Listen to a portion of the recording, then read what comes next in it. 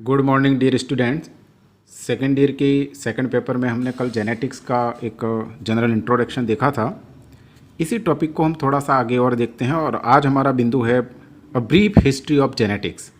Genetics जो हम आज इतने ब्रॉड लेवल पे पाते हैं उसका किस तरीके से विकास हुआ, किस तरीके से कौन कौन से वैज्ञानिकों ने इसमें क्या क्या योगदान दिया और आज एक बहुत बड़े विषय के रूप में ये उभर करके आ रहा है और आज जन कल्याण में इसकी बहुत बड़ी भूमिका है। तो इस जेनेटिक्स का किस तरीके से क्या इतिहास है इसको हम देखते हैं। तो जैसे कि कल हमने पढ़ा था कि जेनेटिक्स में हम जीन के बारे में और डीएनए के बारे में पढ़ते हैं, क्रोमोसोम के बारे में पढ़ते हैं। कुल मिलाकर के मैंने बताया था कि कल कि जेनेटिक्स में जो होते हैं हम दो पॉइंट्स पे विशेष रूप से अध्ययन करते हैं। फर्स्ट होता है वंशागति हेरिडिटी और सेकंड होता है वेरिएशन विभिन्नता। अब हम जेनेटिक्स के इतिहास में देखें तो बहुत ही संक्षिप्त में मैं पहले एक समरी बता देता हूँ जेनेटिक्स के इतिहास की, एक सार कि जेनेटिक्स का विकास या जेनेटिक्स की जो स्टार्टिंग है बहुत पहले जब मानव का सिविलाइजेशन होने लगा, सभ्यता की शुरुआत होने लगी थी, उसी समय से मानव के मन में ये प्रश्न हमेशा बना हुआ था कि किस तरीके से माता पिता के लक्षण संतान में जाते हैं, उन लक्षणों को कौन ले जाता है और कौन से लक्षण प्रकट होते हैं, कौन से लक्षण प्रकट नहीं हो पाते। इन सारी बातों की जिज्ञासा मानव को जब सिविलाइज्ड मानव की स्टार्टिंग हुई तब से बनी हुई है।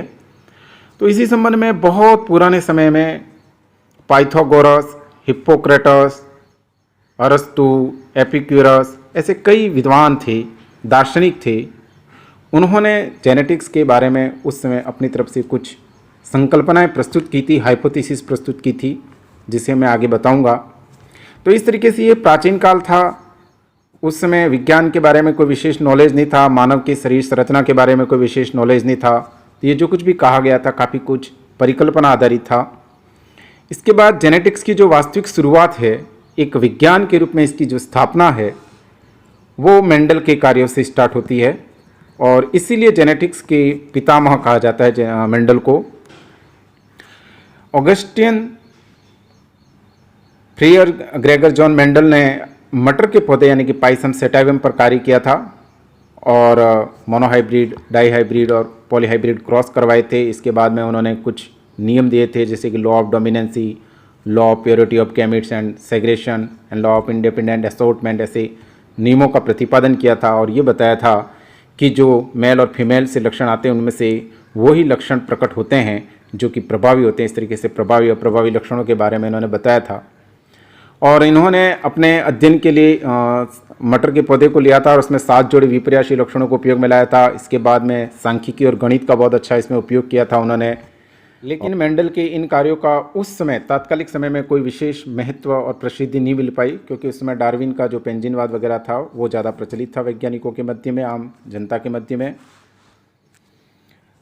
और ये पेंजिनवाद क्या है इसको हम आगे देखते हैं। फिर कुछ समय बाद में 3 वैज्ञानिकों के द्वारा हिंगो डी ब्रीज, कॉल कॉरेंस और इरविक सेनमॉर्क के द्वारा मेंडल के नियमों की पुनः खोज होती है। फिर टी.एच. मॉर्गन ने ड्रोसोफिला मक्खी पर जेनेटिक्स का अध्ययन करते हुए मेंडल के नियमों को अच्छी तरह से स्थापित किया। इस तरीके से मेंडल के नियम जो हैं जिन्हें आज भी हम 10वीं, 11वीं, 12वीं और बीएससी, एमएससी तक पढ़ते हैं वो लगभग 1925 तक अच्छी तरह से स्थापित हो चुके और पूरी तरीके से इनको प्रसिद्धि मिल चुकी थी।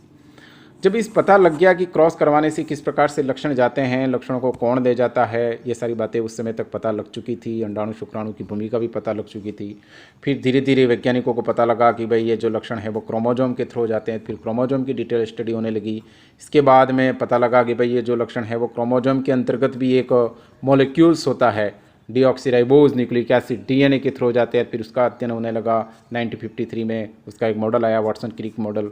इसके बाद में फिर पता लगा कि भाई डीएनए के अंदर भी एक पर्टिकुलर पार्ट होता है जो किसी लक्षण विशेष को निर्धारित करता है, उसके संबंधित प्रोटीन कौन सा बनेगा इस बात को निर्धारित करता है, जिसे जीन कहते हैं। तो फिर जीन का अध्ययन होने लगा और आज के समय में जेनेटिक इंजीनियरिंग आ चुकी है, बायोटेक्नोलॉजी आ चुकी है और इस जेनेटिक इंजीनियरिंग और बायोटेक्नोलॉजी के थ्रू हम पर्टिकुलर जीन की पहचान कर सकते हैं। जैसे जीन सीक्वेंसिंग होती है, जीनोमिक सीक्वेंसिंग होती है।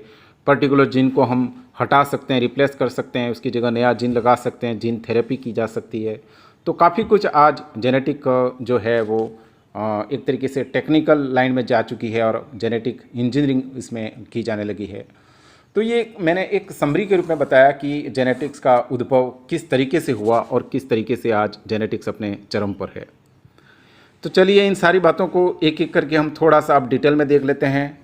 तो जेनेटिक्स के इतिहास का जो सबसे पहला पॉइंट रहेगा वो रहेगा एंशिएंट या प्राचीन सिद्धांत, जिससे हम pre Mendelian ideas on heredity यानी कि आनुवंशिकता पर मेंडल के पहले के विचारों का कह सकते हैं कि मेंडल से पहले जो आनुवंशिकता के संबंध में क्या विचार थे उनको हम देखते हैं। तो अभी मैंने बताया था समरी के अंदर कि जब सिविलाइजेशन स्टार्ट हुआ उसी समय से मानव की जिज्ञासा बनी हुई थी कि किस तरीके से माता पिता के लक्षण संतान में जाते हैं, और इन सारी बातों की जिज्ञासा के लिए आरंभिक समय के जो दार्शनिक थे, विद्वान थे, जैसे हिप्पोक्रेटस, अरस्तु, है ना, इन लोगों ने, पाइथागोरस वगैरह ने बताया कि ये जो जेनेटिक्स है, ये जो लक्षण है माता पिता से, वो माता के जो मेनिस्ट्रेशन साइकिल होती है उसका ब्लड और पिता का जो वीर्य होता है सीमन, इन दोनों के द्वारा जो है वो लक्षण माता पिता से संतान में जाते हैं। मैंने पहले ही कहा है कि उस समय ह्यूमन एनाटॉमी का विशेष स्टडी नहीं हुआ था, तो इसलिए इनका एक यह हाइपोथेसिस था जिसका आज केवल एक हिस्टोरिकल महत्व बना हुआ है, विशेष कोई इसका उपयोग नहीं होता है। इसके बाद में एक एथेंस के दार्शनिक थे एपिक्यूरस, उन्होंने बताया कि जो माता पिता होते हैं उन दोनों में एक स्पर्म एटम्स होता है, और ये स्पर्म एटम क्या होते हैं, इनमें से एक प्रभावी होता है, एक अप्रभावी होता है, फिर इनमें सेग्रीगेशन होता है, इंडिपेंडेंट असॉर्टमेंट होता है, स्वतंत्र अफ्यून होता है। इन सारी बातों को उन्होंने उस समय बताया था। भारत के संबंध में देखें तो लगभग 300 ईसा पूर्व चरक संहिता में लिखा गया है कि कोई भी जो संतान होगी, कोई भी जो बच्चा होगा, संतति होगी, उसके जो लक्षण होंगे वो माता की प्रजनन सामग्री, पिता के शुक्राणु और जो गर्भवती माँ है उसके द्वारा लिए गए आहार और भ्रूण में प्रवेश करने वाली जो आत्मा है उस पर डिपेंड करते हैं। तो ये सारी जो बातें मैंने बताई है वो केवल एक ऐतिहासिक महत्व की है, वर्तमान समय में उनका कोई वैज्ञानिक महत्व नहीं है, और ये सारी प्राचीन सिद्धांत हैं, एंशिएंट थ्योरी है। इसी एंशिएंट थ्योरी में बाद में एक थ्योरी 1695 में आई, वो है preformation theory, sperm as preformed human, Nicolaas Hartsoeker ने। मतलब इस जो सिद्धांत है, ये सिद्धांत बाद में 19वीं शताब्दी तक बना रहा है ना। 1695 में आया, फिर कुछ समय के लिए धूमिल हो गया, फिर 19वीं शताब्दी तक बाद में बना रहा। एक तरीके से ये विकासात्मक जैविक सिद्धांत है। इस सिद्धांत के अकॉर्डिंग कुछ विद्वानों का, वैज्ञानिकों का मानना था कि जो बच्चा है, जो भी भ्रूण है, वो पहले से ही या तो स्पर्म में होता है बना बनाया, जिसका बाद में केवल विकास होता है, ठीक है, और या फिर वो ओवम में होता है। तो ऐसे विद्वान, मतलब प्री फॉर्मेशन, यानी कि ये जो भ्रूण है, जो भी बच्चा बनने जा रहा है, जो भी संतति बनने जा रही है, वो पहले से प्री फॉर्म्ड है, बाद में केवल प्रकट होती है और बढ़ती है, ठीक है। और अब ये प्री फॉर्म्ड जो है, यानी ये जो सिद्धांत बताने वाले हैं जिसको हम प्री फॉर्मिस्ट बोलते हैं, वो दो तरीके के हैं। कुछ विद्वानों के हिसाब से ये प्री फॉर्म्ड जो संतति है वो स्पर्म में होती है, तो इन स्पर्म में जो प्री फॉर्म्ड होती है इसको हम एनिमल्क्यूलिज्म कहा, और कुछ विद्वानों के अनुसार ये जो प्री फॉर्म्ड भ्रूण जो होता है, संतति होती है, वो ओवम में होती है, अंडाणु में होती है, तो उनको ओविज्म या ओवुलिज्म कहा गया। ये जो थ्योरी है डेवलपमेंट बायोलॉजी में हम पढ़ते हैं, तो उसमें जो एपिजेनेसिस थ्योरी होती है, उस एपिजेनेसिस थ्योरी से जस्ट विपरीत है ना। उस एपिजेनेसिस थ्योरी के अंदर संरचना और अंग केवल व्यक्तिगत विकास के दौरान विकसित होते हैं, ऑटोजनी के बारे में बताया गया है, जबकि ये इसका थोड़ा सा विपरीत है। तो ये प्री फॉर्मेशन थ्योरी हो गई। इसके बाद में आता है मेंडल काल, और हम जानते हैं अच्छी तरह से कि भाई जो हम जेनेटिक्स है उसका रियल स्टार्टिंग जो है, वास्तविक जो शुरुआत है, वो मेंडल के समय से मानी जाती है।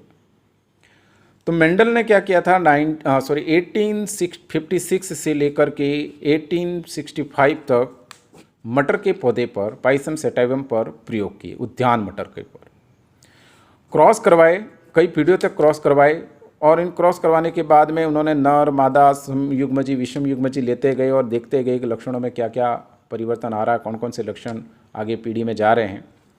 इस आधार पर उन्होंने देखा कि कुछ लक्षण प्रभावी हैं, कुछ अप्रभावी हैं, और इन सारा कुछ अध्ययन करने के लिए उन्होंने मटर के पौधे के साथ जुड़ी विपर्याश्री लक्षणों को उपयोग में लाया था।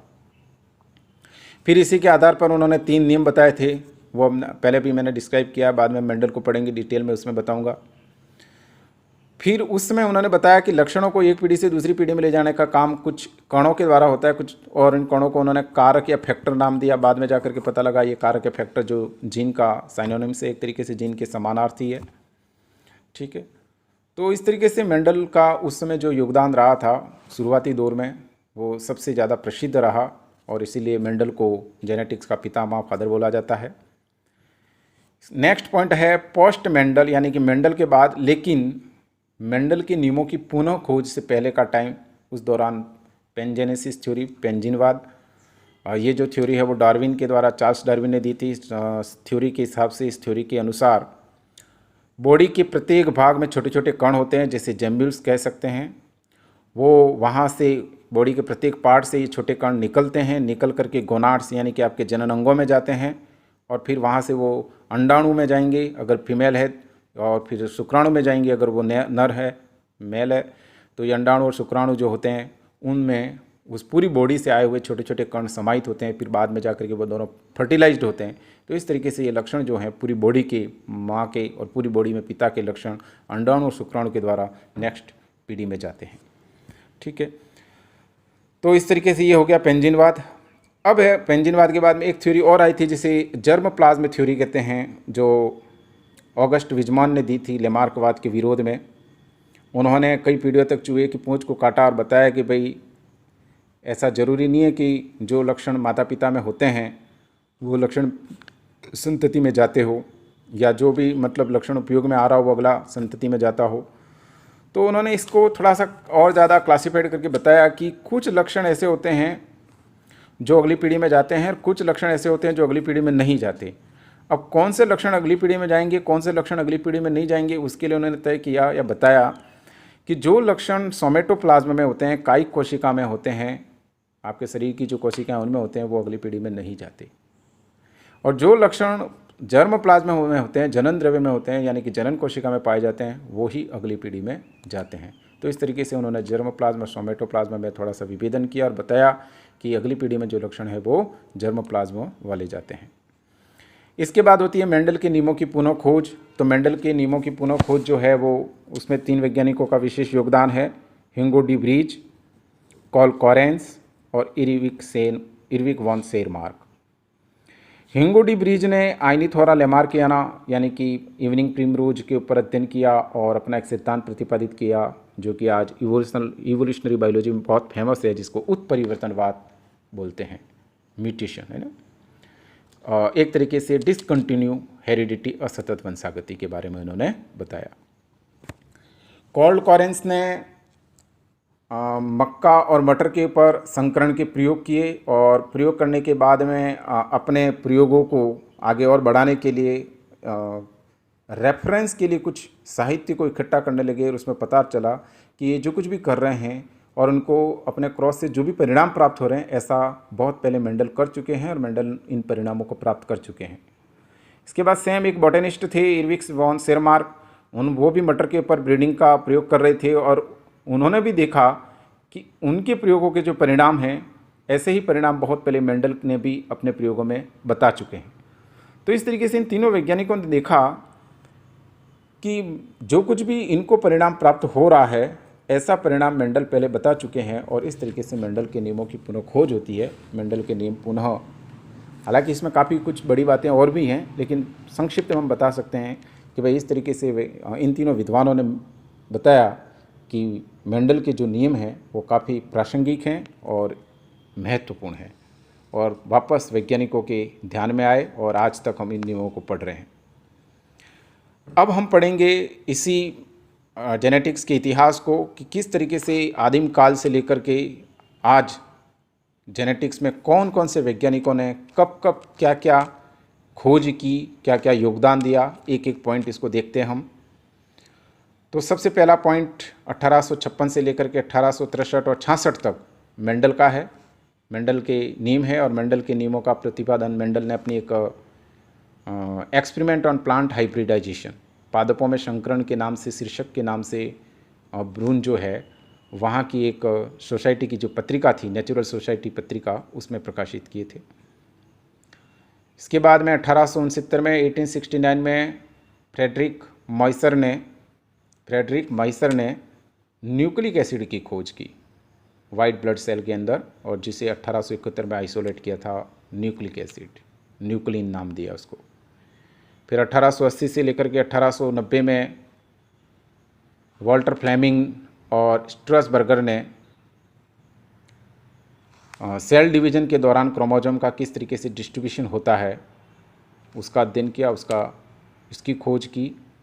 माइटोसिस और मियोसिस के बारे में बताया उन्होंने कि गुणसूत्र का किस तरीके से डिस्ट्रीब्यूशन होता है कोशिका के विभाजन के दौरान, और इस तरीके से समसूत्री विभाजन और अर्धसूत्री विभाजन के बारे में बताया 1880 में। फिर 1889 में रिचर्ड अल्टमैन ने प्रोटीन फ्री डीएनए के साथ प्रोटीन लगा रहता है, तो ऐसे प्रोटीन मुक्त डीएनए प्राप्त किया। हालांकि पूरी तरीके से प्रोटीन मुक्त डीएनए संभव नहीं है, क्योंकि डीएनए जो होता है वो क्रोमोसोम के साथ में हिस्टोन प्रोटीन के साथ अटैच रहता है, लेकिन उस समय जो भी कुछ भी संभव था तो प्रोटीन फ्री डीएनए प्राप्त किया। फिर 1889 में हिंगो डी व्रीज ने वही अभी मैंने बताया उत्परिवर्तन वाली बात बताई, और उन्होंने डिटर्मिनेंट्स और पेन जीन के बारे में बताया। फिर 1902 में गेरॉड ने जो इनबोर्न एरर मेटाबॉलिज्म से रिलेटेड होते हैं, मेटाबॉलिज्म से रिलेटेड जो कोजेनिटल डिजीज़ होती है उनके बारे में नोटिस किया। एल्केप्टोनीरिया, जिसमें मूत्र काला हो जाता है, एक ऐसी बीमारी होती है, उसके बारे में देखा और बताया कि ये बीमारी एक तरीके से एक ऐसी पॉपुलेशन में पाई जाती है जिसके माता पिता में या उनके परिवार में, रिश्तेदारों में ये बीमारी किसी न किसी को हो।